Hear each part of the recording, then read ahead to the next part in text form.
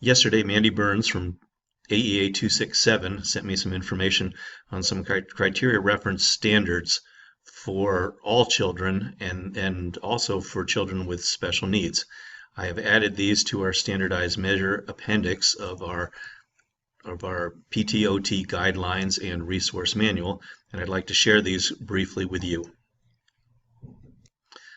The first I'm going to share with you is the Presidential Youth Fitness Criteria Reference Standards. These were put together by FitnessGram. Then we're going to talk about the Brockport Physical Fitness Test and also criteria reference standards. And then we're just going to talk about some core strength research-based norms. By clicking on the Presidential Youth Fitness Program, I've taken you to this criteria reference standards.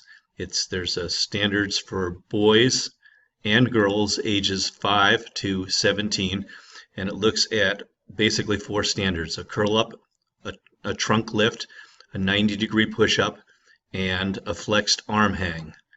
What I have done is put the standards here in a form, plus as you scroll down you will see how to do each of the 4 tests. There's the curl up test. It has test objectives, equipment and facilities, and the test instructions. Then you also have that for trunk extension, the 90-degree push-up test, and finally the flexed arm hang. These are all basically simple things that can be done in almost any gym.